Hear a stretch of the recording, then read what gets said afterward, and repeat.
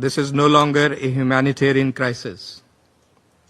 It is a collapse of humanity and of international law and all that this Council is supposed to stand for. As the President of the ICRC noted, Gaza is worse than hell on earth.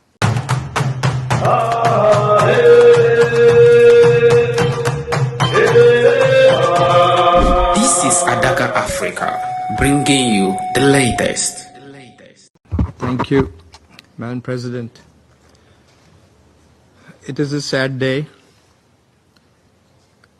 another low in the history of this august body that is entrusted with primary responsibility for the maintenance of international peace and security.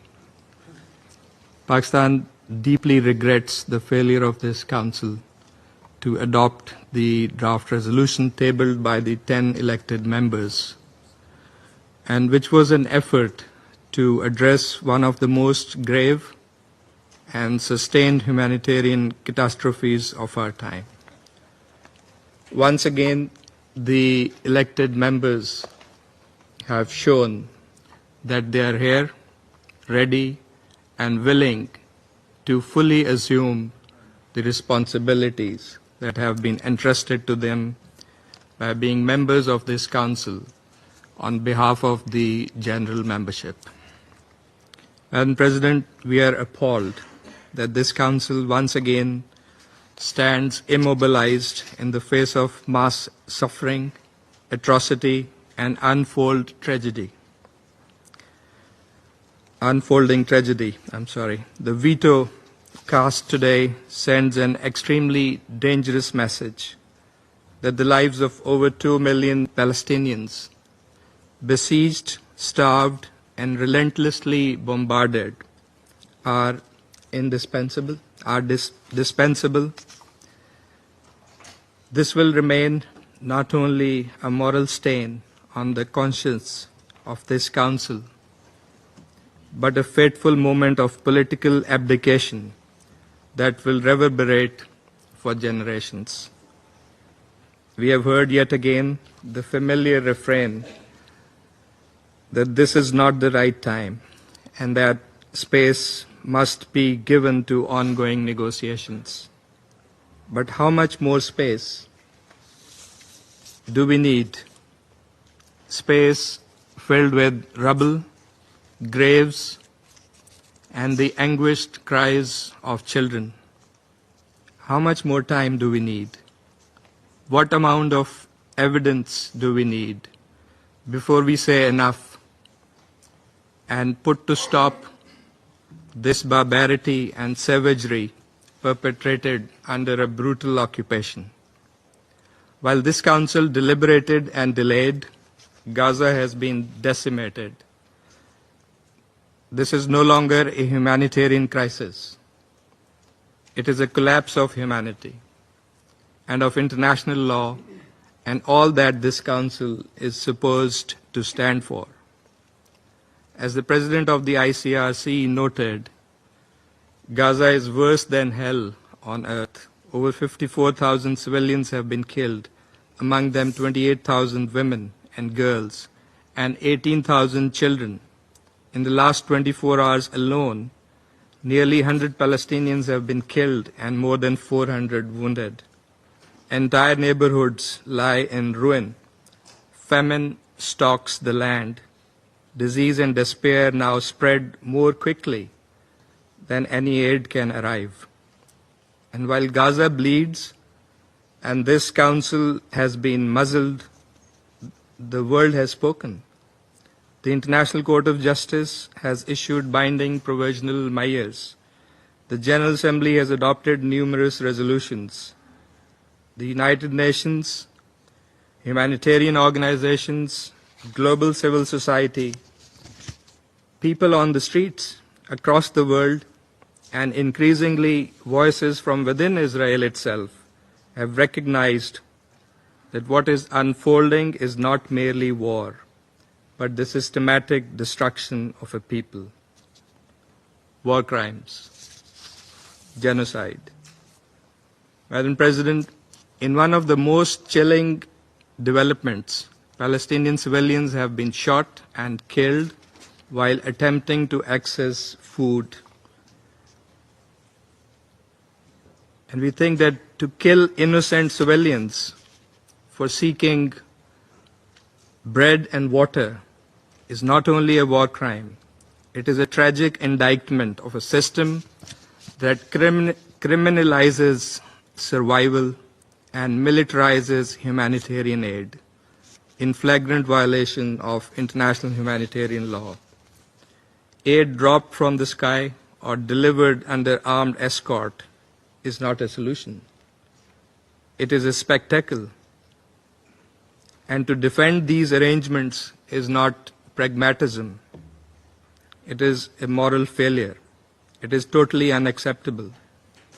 The draft resolution before us today was objective, balanced, principled, and rooted firmly in the UN Charter and the most basic tenets of humanitarian law. It asks for no more than what any human being deserves: food for starving children, medicine for the wounded, shelter for the displaced, the right to life, an end to killing, therefore. And it also asks for the release of the hostages. And it is also supporting the efforts that are underway to bring about a ceasefire. That even such modest, urgent demands could not pass underscores the depth of this Council's dysfunction. Let us be clear. This failure will not go down in records as a mere procedural footnote. It will be remembered as a complicity, a green light for continued annihilation, a moment where the entire world was expecting action, but yet again this Council was blocked and prevented by one member from carrying out its responsibility. Pakistan reaffirms its unwavering support for the Palestinian people in their just struggle for dignity, justice, and self-determination. We reiterate our calls for an immediate, unconditional, and permanent ceasefire, full, unfettered humanitarian access, and an end to the inhumane blockade of Gaza. A just, lasting, and comprehensive solution to the question of Palestine, rooted in international law and based on the establishment of a viable, contiguous, and sovereign Palestinian state on pre-1967 borders with Al-Quds al-Sharif as its capital in accordance with relevant UN resolutions. History will judge how each member of this Council chose to respond at this hour of moral reckoning. Together with the majority of the Council members, Pakistan stands firmly on the side of humanity, of legality and justice.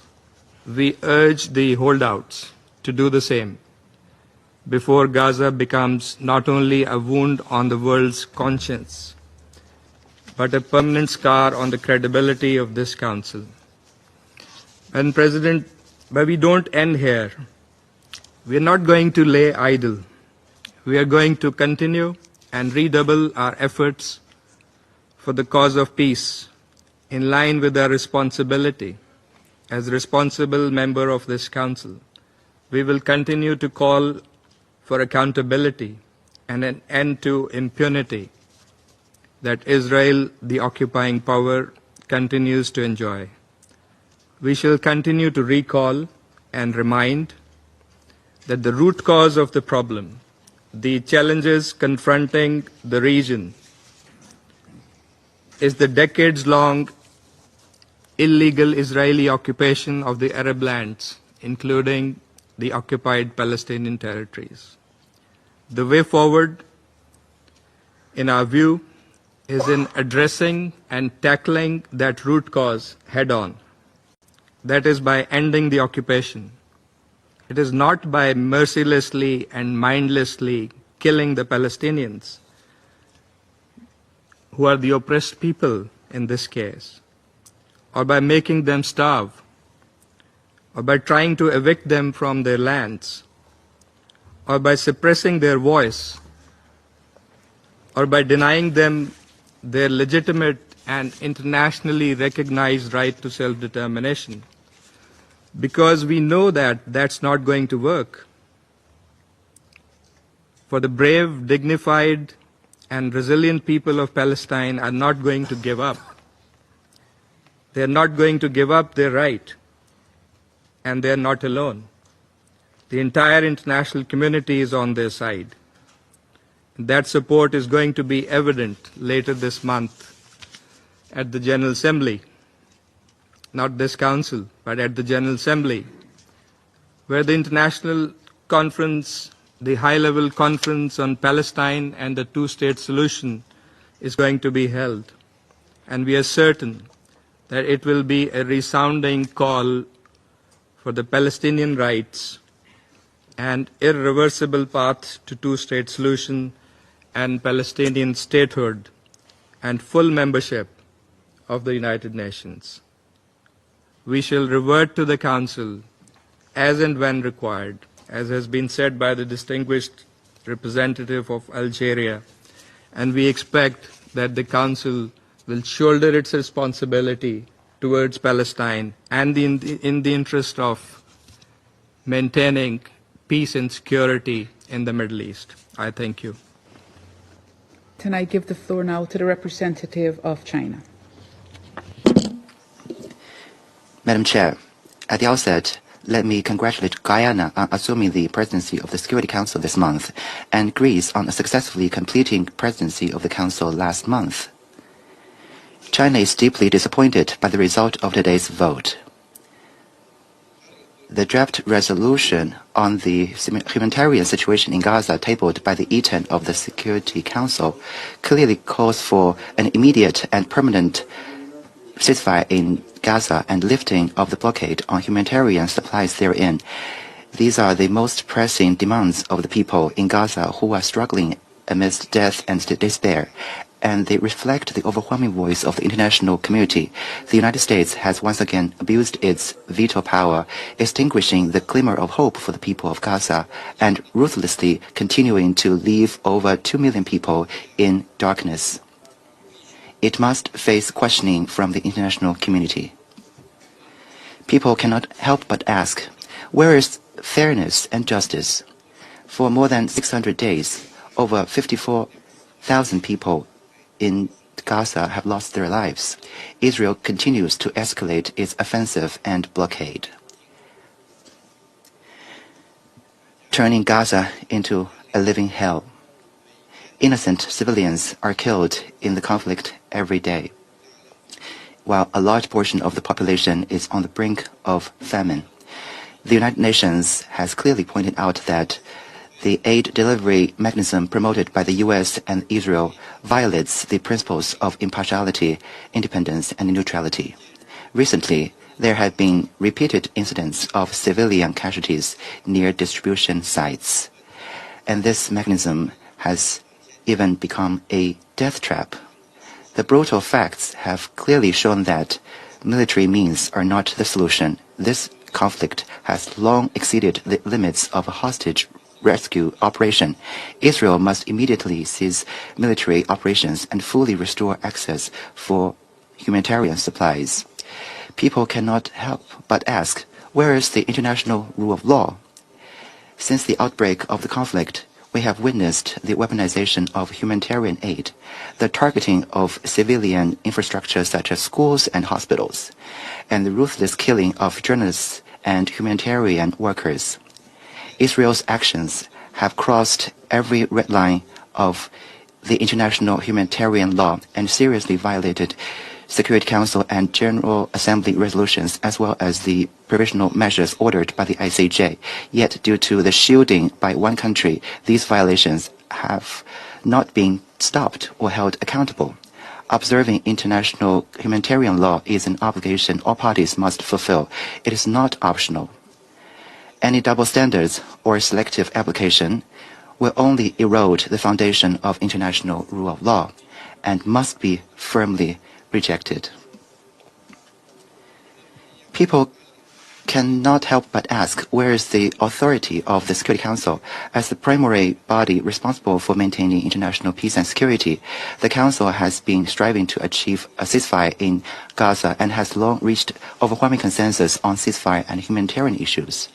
Today's vote result once again exposes that the root cause of the Council's inability to quell the conflict in Gaza is the repeated obstruction by the U.S., who has vetoed the Council's request for ceasefire multiple times.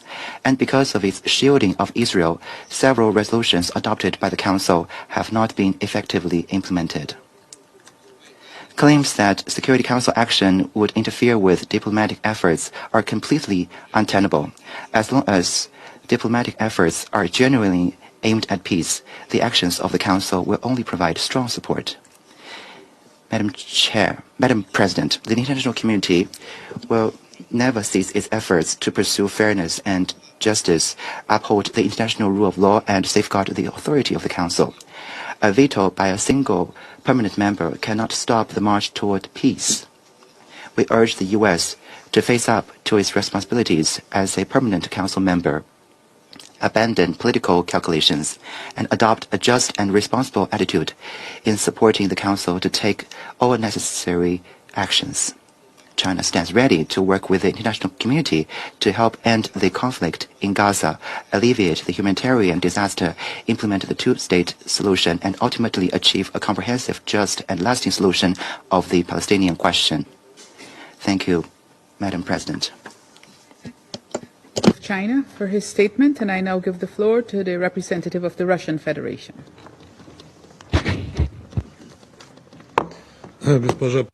Madam President,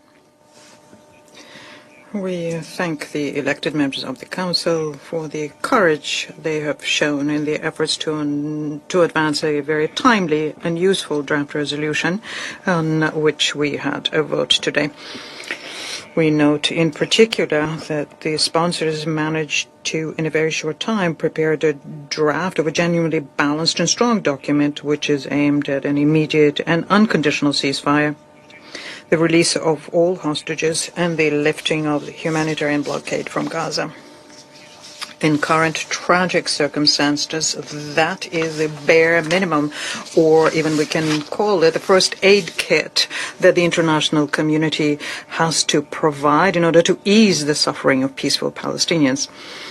Unfortunately, yet once again, the Council did not arrive at an outcome acceptable to all, and it could not adopt the kind of product which would have spared Gaza and the entire region from sliding further into chaos. Yet another opportunity was missed to show that the Security Council is ready to shoulder its responsibility for maintaining international peace and security in the context of the Israeli-Palestinian conflict, which has now lasted 8 decades. And I think that we all today had another opportunity to see who really wants peace in the Middle East and who wants to continue playing political games. Under current conditions, we place particular hopes on the upcoming, this month, high-level conference on the Middle East settlement, which is to take place in New York and to be co-chaired by Saudi Arabia and France. It's important to make sure that it has a concrete outcome and aims at breathing new life into the idea of a two-state solution. For that purpose, the international community needs to display collective will and do its utmost to make sure that conditions are created, the conditions which are needed to resume the peace process. And we intend to have a most active participation in the conference. I thank you. Tell us what you think in the comment. Like and share to friends and family. See you in the next video.